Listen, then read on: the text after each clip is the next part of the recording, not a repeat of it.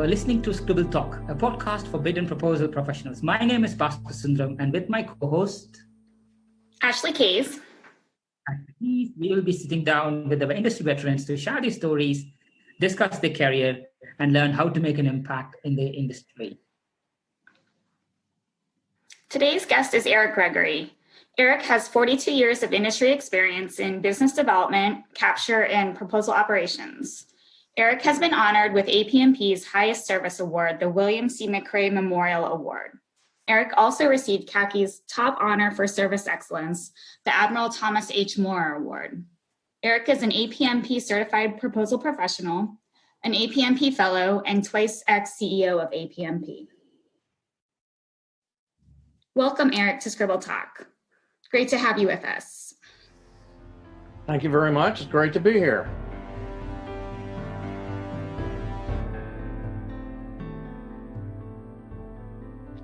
So, Eric, where were you born?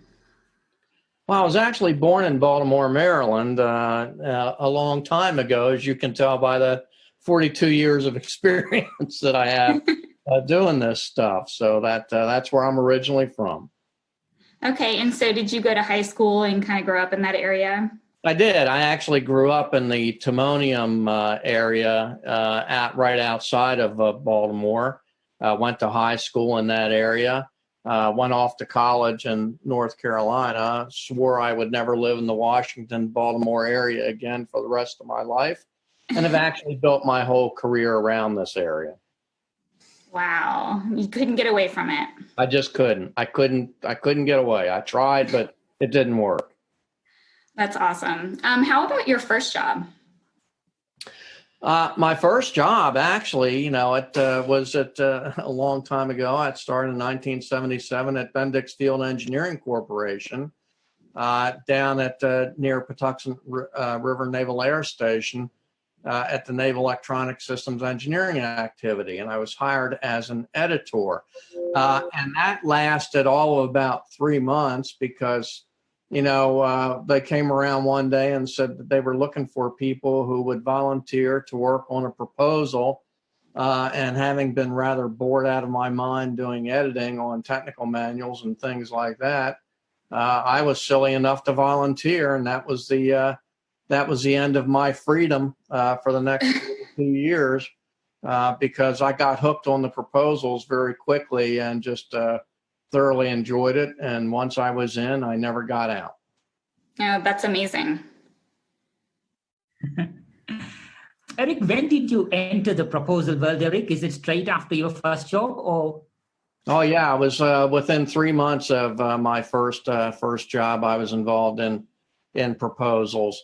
And so that, like I said, it's been a continuous process ever since, even though for some portion of my career, I had other duties as well as doing proposals. For example, my time at Martin Marietta, I did a lot of engineering administration work and project management work, as well as doing proposals.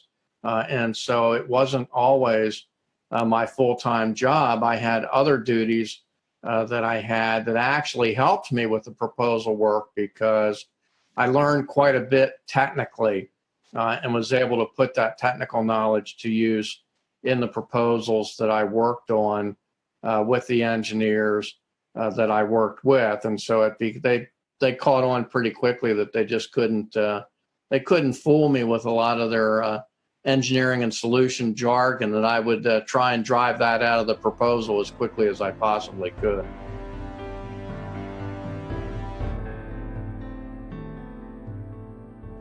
Wow, that's a lot in very early ages of your career, Eric. And what's that one thing, Eric, that wish that you would have known when you began your career? I don't know that there's any one thing that I wish I would have known. I think if I have to go back to anything and that I could have carried in with me earlier, would have been the value of constant communication and making sure that neither your team nor you are isolated on a particular effort, when it comes to capture and proposals, because that communication is so valuable. And if you look at problems where we run into in capture and proposal efforts, about 90% of them can really be traced back to some communication issue. So if I had that knowledge going in immediately and had availed myself of more communication and had communicated myself perhaps somewhat more effectively, I think I would have saved myself a lot of learning agony over the years. Well said, Eric. I think even after all these years, I think that part, with all the automation in place, can never be automated. And you're 100% right. Lack of communication and the issues that comes along is unbelievable. Thank you, Eric. That was really useful. So, Eric, you already talked about some of them, but what are the other major highlights of your career? Well, I think the major highlights as far as what I've been able to do was I got a lot of very technical experience. And I think that's something that really helped me a lot in terms of both enjoying my career and being effective for the organizations that I work with. I started off in a field engineering environment, and you learn a lot in a field engineering environment because you have to. Not only was I working on proposals, but very often in that environment with some of the work that we were doing in field engineering, they would periodically go around and ask for volunteers, to do exciting things, to go, clean up the dock, for example, where we were doing, shipboard work and tearing things, the equipment apart and out and putting new equipment and doing installations in. And so I got to do things like clean up docks. That was pretty exciting. It was a lot of fun in terms of actually participating in some of the work. And so I started in field engineering, and then I moved from that, and I moved into an organization for Bendix where I was doing, chem bio stuff. And so that was exciting for me. I learned a lot in terms of complex engineering and algorithm development and software development in that environment, as well as operating in a laboratory environment where we were constantly involved in doing complex engineering, development, and testing to create the systems that we were involved in. I journeyed from there and got involved in anti-submarine warfare and surface warfare. I've also done electronic warfare. I've done space systems. I've done space and earth sciences. I've done IT. My least favorite thing to do was IT. I much more enjoyed the military systems, the DoD systems that I worked on, because I was just fascinated by the technology, the physics, and just the systems themselves, the operational aspects of things. So I think in terms of being able to go through my career, I was very lucky in being able to have that broad experience that enabled me to work effectively on so many different types of captures and proposals.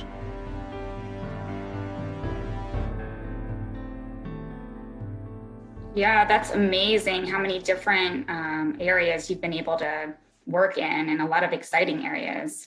Of that, what is your most memorable proposal or capture effort? Well, that's a pretty hard question because there's been a lot of them. But I think one of the most memorable ones. Oh, I don't know. That really is putting me on the spot. I tell you, there were two. I think 2 or 3 that were really most memorable that were very interesting to me. I think the first one was one that I did that was the NASA outsourcing desktop initiative for NASA a number of years ago, while I took an excursion with a small company called RMS Information Systems, because my former president at Hughes Information Technology was the president there, and kind of, got me to come over and work on that. And it was kind of interesting because we were going up for against some very large competitors. And we were able to fly under the radar because those competitors really, weren't aware of the fact that out at the what was then the Glenn Research Center, we had a contract that was very similar to that. That really was the prototype for the larger contract. And we were able to actually go ahead and win one of the master contracts. And then after we won one of the master contracts, we were able to win 3 out of the 4 task orders related to that. And so it was pretty exciting to be able to do that as a small business. I think the other one that was really important to me and taught me a lot was the Omnibus 3 night vision procurement that I did for Litton Systems, their electro-optics division that was out in Tempe, Arizona, the night vision division that they had there, because that particular organization had bid on the Omnibus 2 night vision procurement and had lost badly. And so I ended up having to go work on that for about a year. And it was a split procurement. And we were competing against ITT Night Vision. We actually won 40% of the deal in that ITT Night Vision won 60%.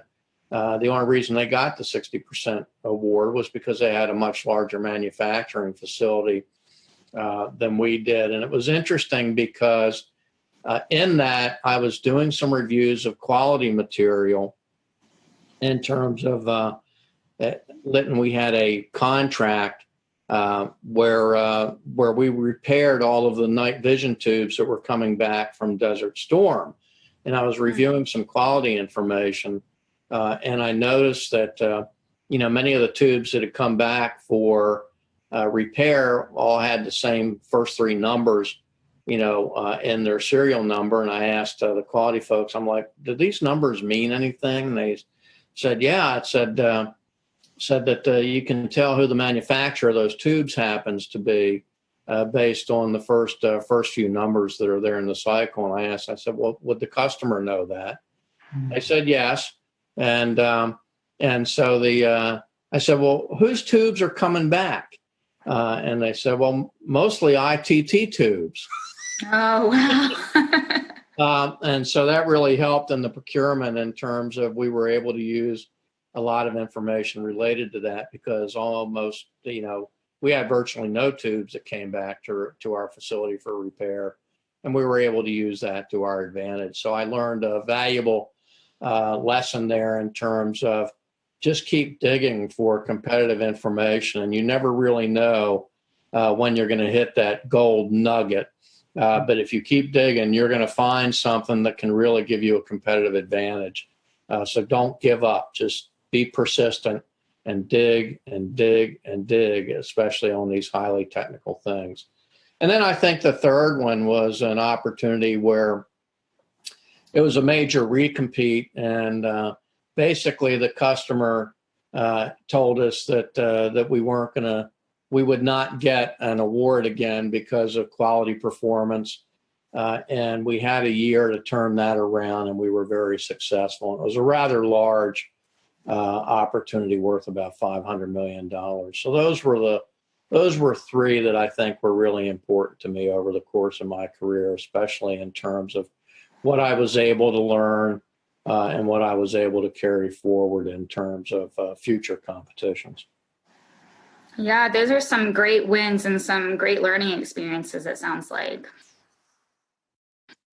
Yeah, and it doesn't mean that, they certainly weren't easy. I mean, they were touch and go kind of opportunities. I mean, it really required a lot of energy to be successful, a lot of creative thinking, and a lot of dedication in terms of what we were able to do.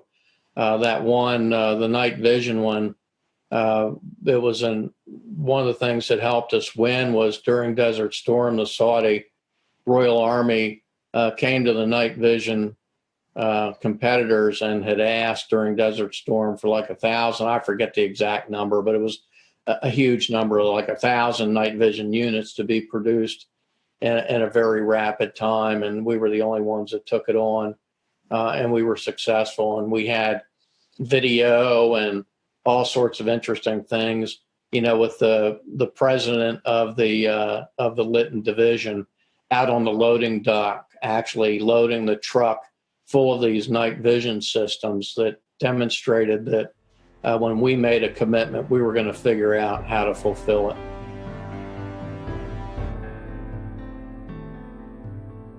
Wow, Eric, I have a background in electronics and communication engineering. When you were talking, I tried to relate something, but I didn't. It was 100% technical, Eric, and my God, unbelievable how you have managed to bring out the technical aspects into communicating with the client and related stuff. Very, very fascinating. Looks like, Eric, you had a very kind of full-on role. At what point, Eric, did you join APMP as a member, and when did you get certified with the APMP and stuff? I joined APMP in 1992. I was like member 424 or something like that. And I went to my first conference, out at, it was out in Arizona, and near Phoenix, and Scottsdale was the first conference that I went to. And I got involved and attended, I think, over the course of, my time with APMP until recently, when I kind of stepped back and semi-retired. I only missed about 3 annual conferences. Part of the fun was I was responsible for managing 2 conferences, leading 2 conferences on my own, and then the third conference I actually led in Denver, and had a good time because there were 3 of us that did it. It was me, David Bowl, and Dick Easom, and we got that conference together. And then after we managed to get that conference together, we swore and basically threatened to have each other sign affidavits that we would never do it again, because it was a lot of work and a lot of fun. And so I've been actively, engaged the whole time. I served on the board of directors for 10 years, served as CEO twice, was actually at one point, had, twice in the history of the organization, I had to work very hard to kind of help us resurrect financially, because we were having some struggles at the time.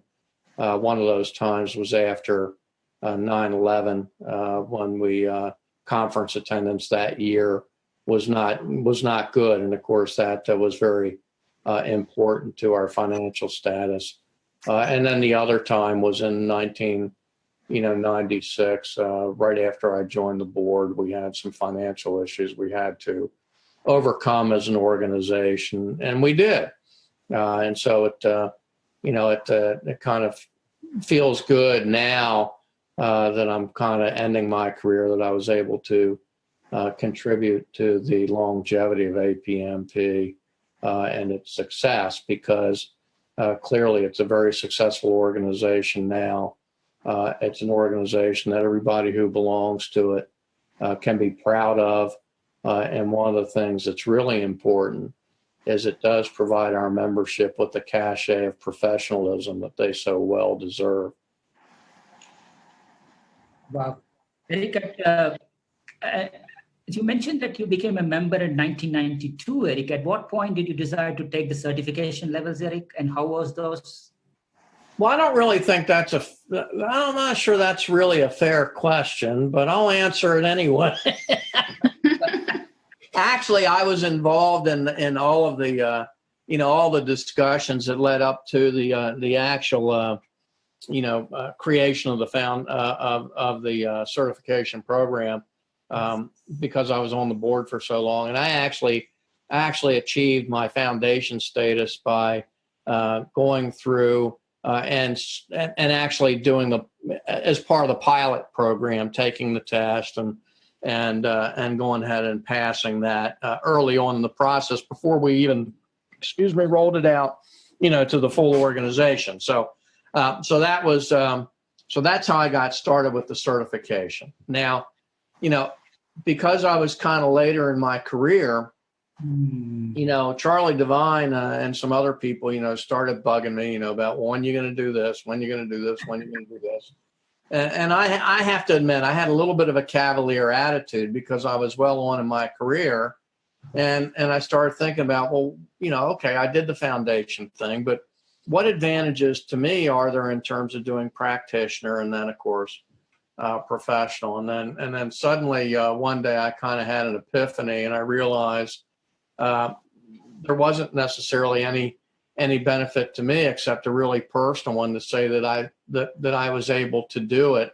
And it was something that I needed to do simply because of my engagement with the organization for so long. But what really propelled me to go ahead and do the practitioner and the professional certification was the fact that we were trying to, sell certification to the membership as something that was really important, both professionally and personally, in terms of enhancing your credibility in the organization and in the industry as a true proposal professional, which is what we're all about. And so with my experience and my engagement with APMP for so long, I came to the conclusion that if I did not go through and do that, I was sending the wrong message to the young people in the organization whose careers were yet to come. And so that became my motivation in order to go for the practitioner and the professional, because I felt like if I went ahead and did it, it would demonstrate two things. Number one, I could do it because of my experience and that I had earned, and so it became personally important. And then secondly, it becomes important for other folks involved in the organization and in the profession, in the industry, to go through and achieve these certification levels, because it adds credibility in addition to demonstrating their capability to serve as proposal professionals for their organizations. And so that was my kind of, experiences when it came to the certification. Oh, Eric, I mean, I always hear people lead by example. Eric, what you mentioned in this past 2-3 minutes clearly tells me how when you lead an organization, how you stand as an example, Eric. Really, really pleased and really moved by what you said just now, Eric. Amazing. So after you joined the APMP board, Eric, were you part of any local chapter, Eric, or what was your local chapter, Eric, and who did you work with, your colleagues? Yeah, I've always been a part of the NCA chapter since I joined. And in fact, I was the first treasurer of the NCA chapter when that chapter was formed. So I stayed engaged with the chapter fairly well until I kind of stepped back, not necessarily serving in formal roles or any way, shape, or form like that, but certainly in terms of being engaged and participating. I even, for a number of years, participated as a mentor in NCA's mentor protege program. And in fact, I think it was just last year I helped Ashley kind of kick that off. And so I did stay engaged with the chapter all throughout my active career with APMP. And that's something that I think is really important for the membership, is to become involved, become engaged, participate in your local chapter, because it really has significant benefits. Just in one of the significant benefits is just recognizing, that wherever you are in this business and doing this kind of work, that you're not alone, and other people have run into some of the same issues that you have, and you might actually, get a chance to get some good advice on how to solve a problem that you've been struggling with in the industry. So chapter involvement is critical, and I would encourage everybody to be active and engaged. And if you don't have a chapter, that's easy to be engaged with because you're in a more remote location, still reach out and find ways to connect with groups of people where you can have informal sessions with them, even if you just develop friendships, professional friendships and relationships, and you get 2 or 3 people and get on the phone once in a while and just have a conversation about what you've experienced and how you can help each other. So was NCA the first chapter, Eric, that was part of APMP, or were there many chapters when you joined NCA as a treasurer? I don't know if NCA was the first, but it was one of the first for sure, and it may have actually been. I don't remember all the historical details, but it certainly, it certainly has an excellent history, and it was fun to participate in that with Dennis Green, who was basically the founder of the NCA chapter. Any other memories related to the chapter, Eric, when you were there? Any fond memories? Well, it's just, all the memories are kind of good in terms of participating in the chapter. I think that one of the things that was really important in 1994, we actually had the conference here in the DC area. And so that was when, the chapters were actually responsible for putting on the conference. And so that was quite memorable. And I learned a lot about running conferences from going ahead and participating in that one, which is why I stayed engaged at the conference level quite a bit throughout my APMP career. So that was memorable, having the conference here in the DC area for a whole host of reasons. Perfect, Eric. Thank you so much for that.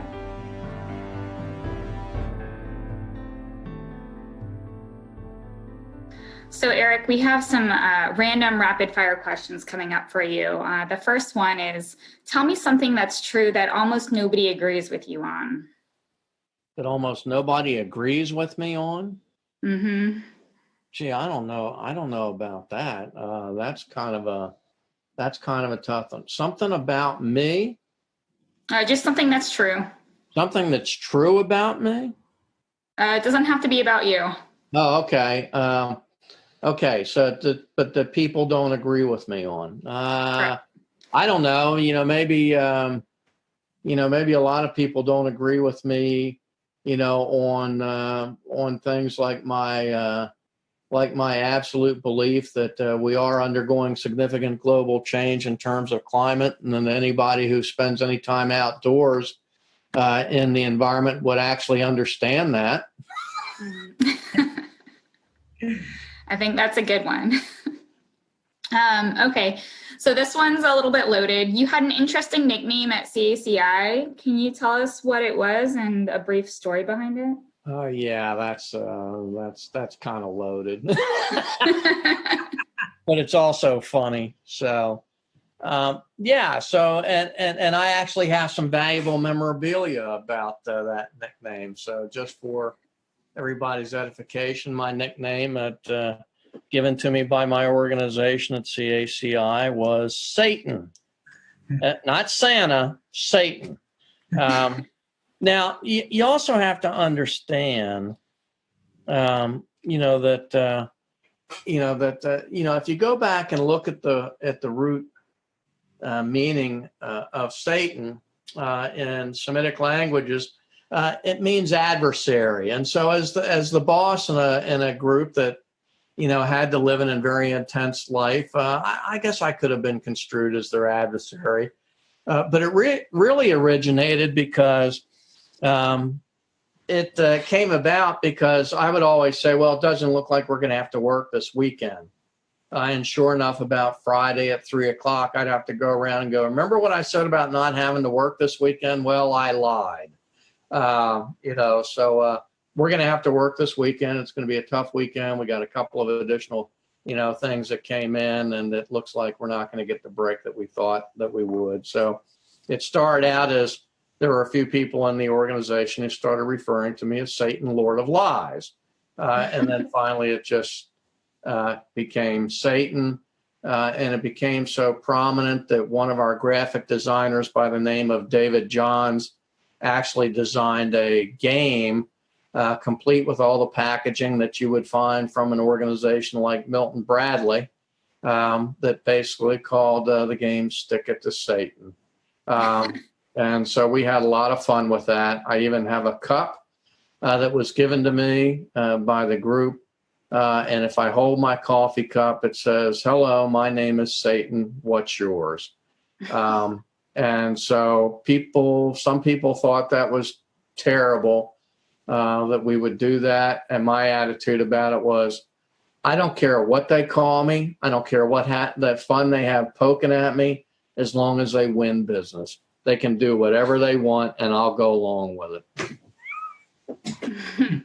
And as I recall, I think you embraced it to the point where you gave out get out of hell free cards. I did have these little cards that looked just like the Monopoly cards, except instead of saying get out of jail for free, it was get out of hell for free.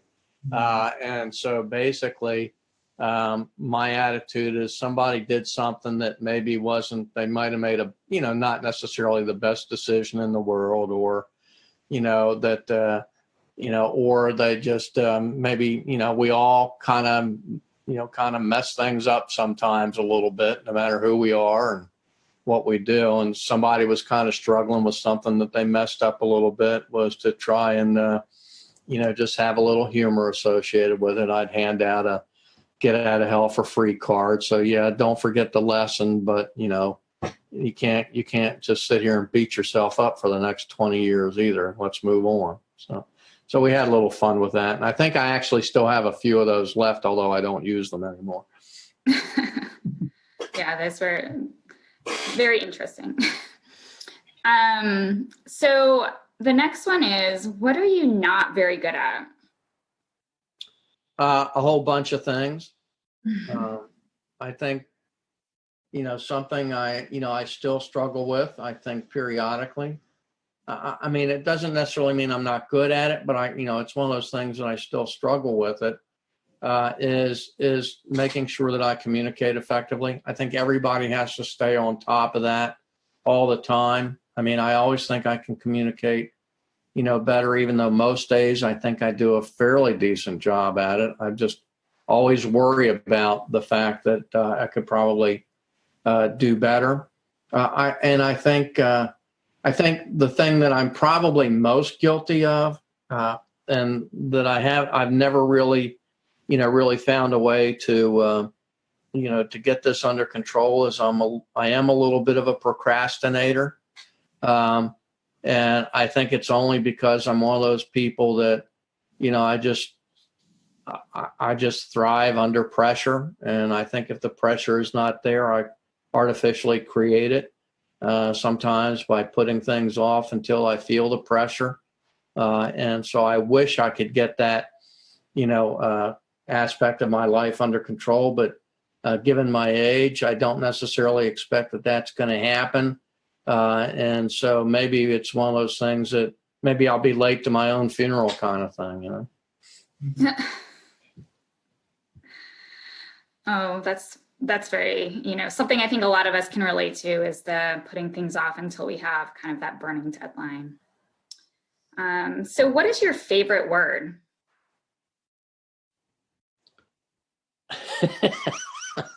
My favorite word? Mm-hmm. I don't know that I have a favorite word, but if I had to pick a favorite word, it would probably be intelligence. That's a good one.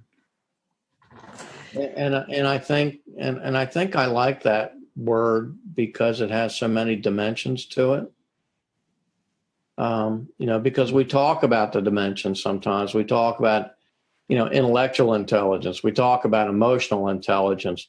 And that may be one thing that you go back to your other question, I may not be particularly good at is emotional intelligence. I'm not very good at necessarily, reading people's, emotions. And then, of course, my favorite phrase that everybody always accused me of having, and that somebody made me a needle point about this when I left CACI, was, that's just stupid. So stupids comes into the vocabulary once in a while if I'm a little bit frustrated with how things are going. So between intelligence and stupid, you probably got my two favorites right there. Oh, those are awesome. So what profession other than proposals and capture would you like to attempt or would have liked to attempt? Well, my original plan, I was kind of a little bit all over the map, but my original plan was I wanted to go I wanted to go to the University of Miami in Florida, and I wanted to be an oceanographer. That was my original plan. The other thing I wanted to do, I also originally wanted to go to the Naval Academy, and I wanted to spend 20 plus years in the U.S. Navy, but my eyesight kind of prevented me from doing that. So then I looked at, going ahead and studying oceanography, but I'm not particularly good at mathematics, or so I thought. So I kind of I made a mistake. And, and a lot of people, I've had a great career, but a lot of people make this mistake because, they pick up a secondary career instead of really pursuing their kind of first love because they're afraid of something.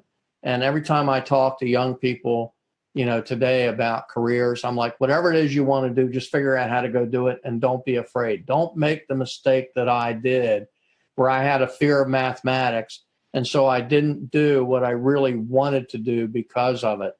But I'm interested in a whole bunch of different things. I also, when I was in college, I actually, the head of the physics department tried to recruit me to be a physics major, even though I wasn't particularly good at mathematics. He said that I can teach you the math. He said, but I asked him, I said, well, why would you even want me to be, a physics major? And it was kind of a left-handed compliment. He goes, because you don't think like other people.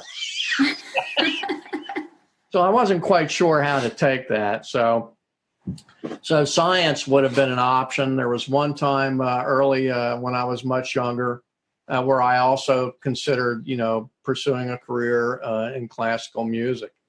So, I have a wide variety of interests.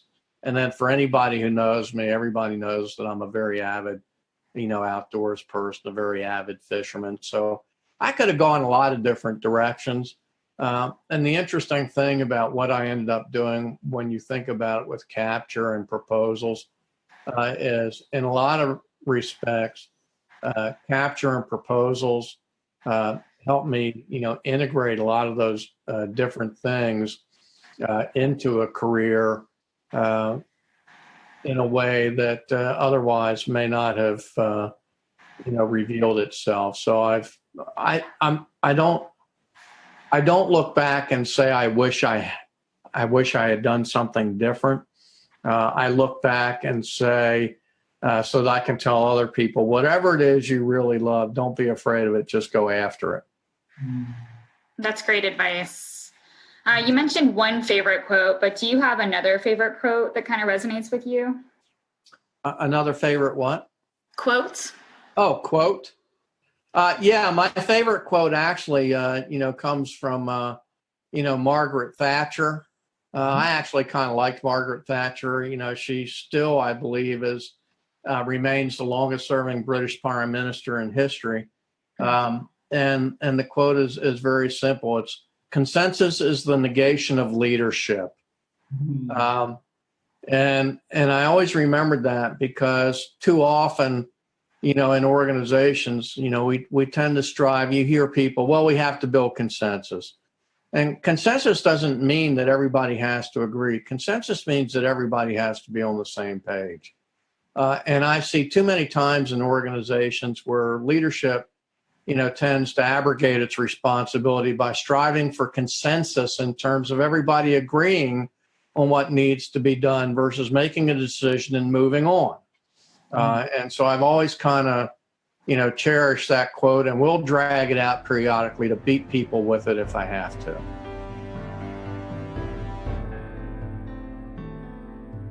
That's very nice, Eric. Thank you for that. Now we are coming to the final few, Eric. So looking back, Eric, what are the best resources that have helped you in your life and career?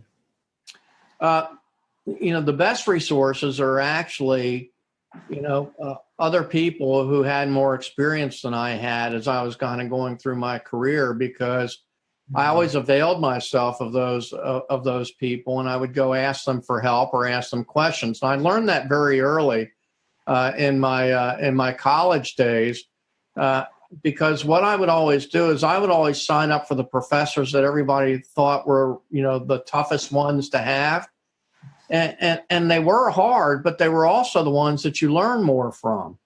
And so I learned very early that the best resources are the people who have more experience than you do, and don't run away from them. Go ask them, say, I've got this problem, what should I do?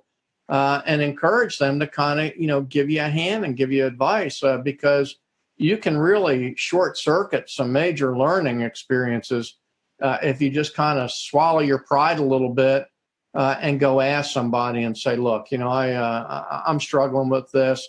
I'd really like to get your advice on what I should do related to this particular problem.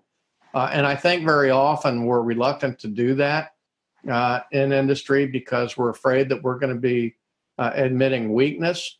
But if you don't admit weakness and gain knowledge, you end up making mistakes that you're going to regret.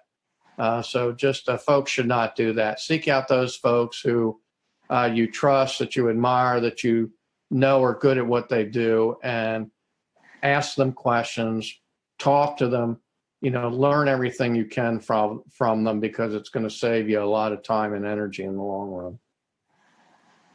Wow, well said, Eric. It's beautifully put forward. And it nicely comes as to, who are the people who have been the most influential in your life and career, Eric?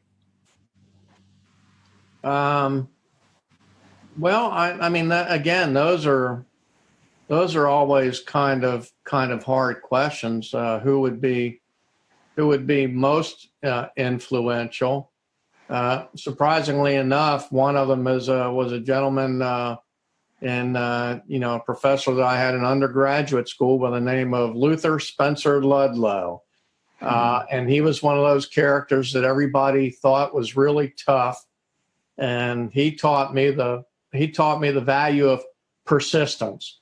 And he taught medieval philosophy, which is a really exciting subject. But what he taught me was, it doesn't matter what the subject is, you have to be persistent.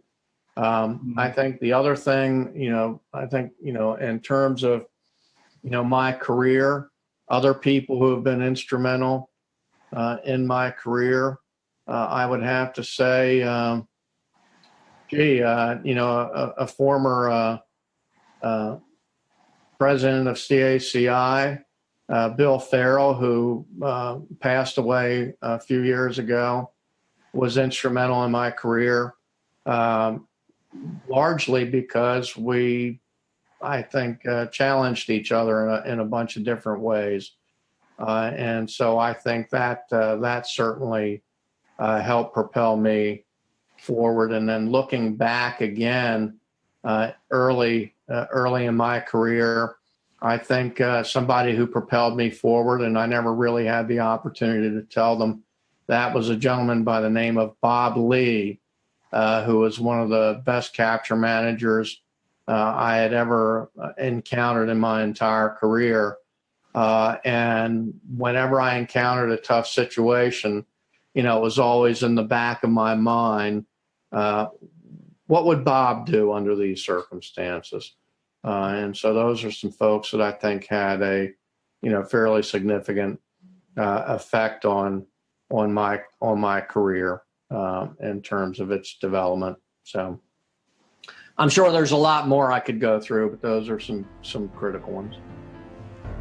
Thank you, Eric.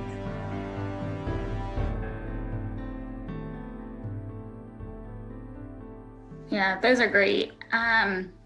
So we're down to kind of our final questions, Eric. What is one common myth about our profession that you want to debunk? One common myth that I would like to debunk? Yep. Okay, well, I don't know if there's many common myths I would like to debunk, but I think, one that would drive me crazy is when people would come into, a bid review or a decision gate review or a milestone review, whatever you choose to call it, and would always, say, but the customer wants us to bid. That's a red flag. Of course, they want you to bid. They want as many bids as they can possibly get. And I think that's something that we need to guard against constantly, unless you can provide conclusive evidence that, that you're really making progress with a customer in terms of your competitive positioning. You should always be thinking that, maybe we should no bid. Let's convince ourselves why we should bid, as opposed to starting what they bid and then convincing ourselves why we shouldn't. I think we need to be a little bit more circumspect. I think a myth that needs to be debunked a little bit is the best proposal always wins. We know that's not true, but I think people have a tendency sometimes, to continue to put that forward. I think what that needs to be converted to the best customer relationship wins most often.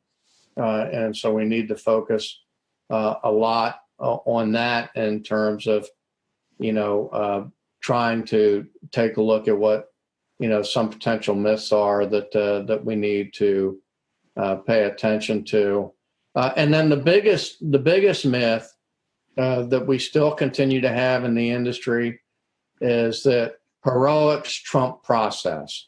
And that's nonsense. A good, solid, disciplined process is always going to beat heroics every time. And so I still think that we have too much reliance that, that a small group of, really dedicated people working themselves till they have heart attacks or strokes will ultimately, triumph over every situation. And that's simply not true. Wow. You've given us so much great advice today. Is there any other piece of advice that you would give to someone wanting to pursue a career similar to yours? The biggest thing in terms of, pursuing a career in capture and proposals is have fun. Because no matter what I experienced with my career, some of the ups and downs with it, I always found it fun and exciting. And I recognized that what I did contributed significantly to the organizations I work for, because I would always ask people, generally if they wanted to join, my group, how many people do you think we're responsible for? And at CACI at the time, we were about 15,000 people. And most folks would say, well, 15,000 people in terms of keeping jobs, keeping people employed and things like that. And I'd say, no, that's the wrong answer. Try 3 to 4 times that, because there are these folks that we call dependents. And so I think if I had to give anybody advice, it would be have fun and recognize that the work that you do in capture and proposals is so important to your organization and the lives of the people that are in that organization, in terms of the employees and their dependents, that's the emotional commitment you need to make to every effort you work on. And if you do that, you're going to be successful in all aspects of capture and proposals. Wow, that's such great advice, Eric. So finally, what's next for you? Well, I guess what's next for me really is, I'm kind of cruising towards full retirement. And then, I will feel like I am fully liberated, once I reach full retirement, and I plan to spend the majority of my time catching fish and going wherever I can to catch fish, because in September I'll be going to Ireland to fish. But I'll never miss an opportunity, to try and give back to APMP in the industry. So even when I reach full retirement, if somebody were to reach out to me and ask me a question, I still would be more than willing to respond, to try and help them along with their career.